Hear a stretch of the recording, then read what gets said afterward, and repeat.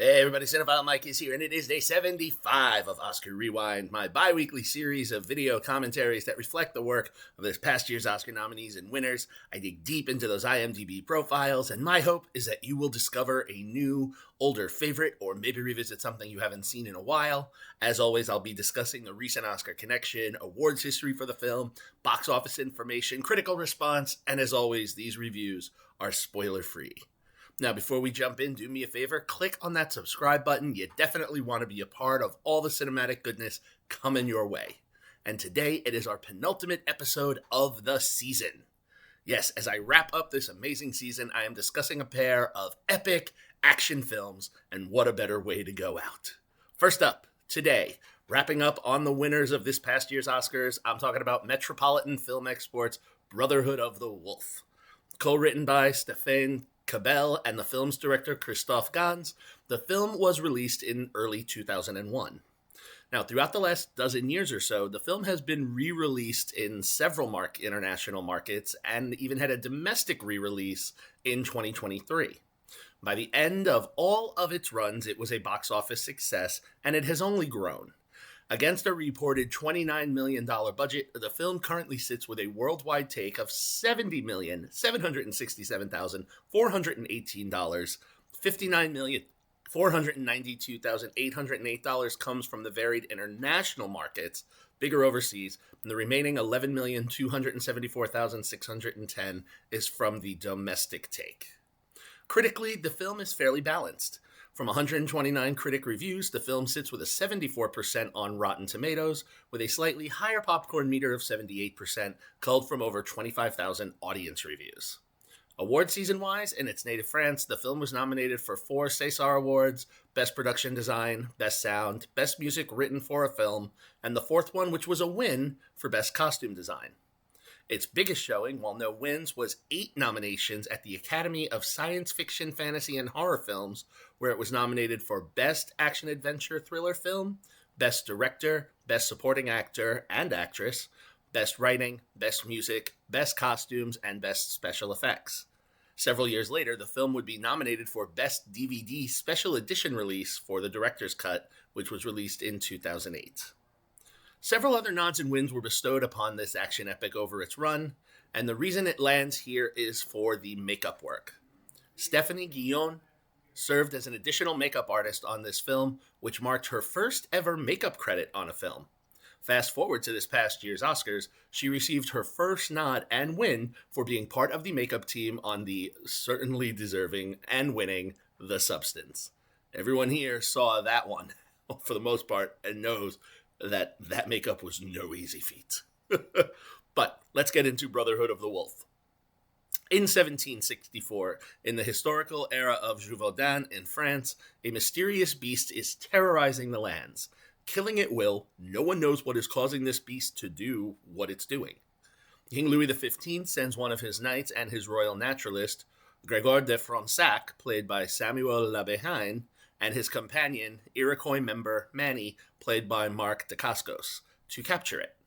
Upon arrival, they are greeted with a mixed reception. Fronsac is received, but Manny not so much, he being of an indigenous race. While investigating, Fronsac becomes infatuated with 2 different women, one being Marianne de Morangier, played by Émilie Decaen, and she is the daughter of a local count, and the other being Sylvia, an Italian courtesan played by Monica Bellucci. While in Gévaudan, Fronsac and Manny engage with various other individuals, including Marianne's brother Jean-François, played by Vincent Cassel, a world traveler and hunter, the Marquis Thomas d'Apker, played by Jeremy Renier, and Father Henri Sardis, played by Jean-François Stévenin. Now, as Fronsac and Manny get more embroiled in the world of all of these individuals, some prove trustworthy, others do not. And amidst all of this, the beast continues to attack, and Fronsac and Manny continue to investigate. Now, through a series of events, they come across a young child who survived an attack by the beast. The child states that it seems that this beast was controlled by a man, which fuels the investigative fire even more. As Fronsac, Dapker, and Manny hunt down the animal, they will eventually come across it and the Brotherhood that seems to be embroiled in it with a sinister plan of their own. However, before anything can be done, the king's weapon master arrives, stating that the beast has been captured and produces a wolf-like animal, which renders Fronsac's investigation ended, and he, returns to his home. However, once he's there, the attacks continue in Gévaudan, which sends Fronsac and Manny back. But once there, after an altercation with the beast and its people, tragedy befalls our trio, and the survivors need to continue to seek vengeance and explanations. I actually remember when this film came out, and while it seemed interesting, I will admit I was in my, early 20s, and I wasn't really rushing to watch, and I didn't really appreciate foreign language films the way that I do now. And that's to my detriment. However, perhaps if I had seen it over 2 decades ago, maybe I wouldn't have appreciated it as much as I did now. This is a film that really sought to blend horror, action, and drama all into one, and they do a fair attempt to do so. The visual effects and the stunts and the fight choreography, those are dazzling to watch. Specifically, Mark Dacascos, mostly known to me and probably many of you, played Zero in John Wick Chapter 3, really leans into his martial arts skills for some stunning fight sequences. Also, while not sure if a stunt double or not, Samuel Le Bihan also has some real standout moments in the fight scenes. There's a particularly fun fight scene with him, and I won't say who because I don't want to spoil it, with some weapons that look like it came straight out of a Mortal Kombat video game. I'm going to move on. The costume, I don't want to spoil the film too much because I very easily could. The costumes and the production design on this film are beautiful. They're lush. They capture that pre-French Revolution era so perfectly. When we see the lush colors of the nobility mixed with the, other colors of the lower class, the dichotomy is clear, and yet both look stunning, either against the rich walls of palaces or the dank catacombs where we end up finding ourselves for pockets of this film. The makeup work, I'll speak to it. It's also well done for the cast of characters that we're with, and some of the effects are quite effective and maybe slightly cringeworthy. I have to wonder with some of the effects that I saw, I wonder how much Guillon was a part of this, because it seems to mimic a lot of what we would see all these years later that she worked on in The Substance. My biggest issue with the film, it was a little too long. IMDb listed the film as 2 hours and 20 minutes, but the version that I watched, I learned was actually the director's cut, which is 2 hours and 31 minutes. I'm normally okay with longer films if I can get hooked, but this one had a few dragged out moments and some superfluous subplots that I didn't need that would have kept me as engaged with the film, so it did feel a little bit bloated at times. The performances are good, but I'm going to be honest, I can only base them on the physical performances I saw in the face, in the physicality. Vocally, in all honesty, the version I saw was dubbed in English. I could not find the original French language track. I mean, yes, I could have purchased it, but I wasn't sure if I wanted to make that investment, so I did watch the dub.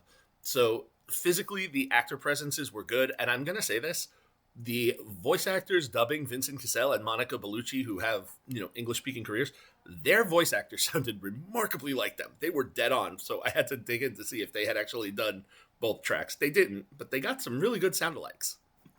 But I'm not going to ding the movie for that. I ding it for the overlong runtime, the bloated script.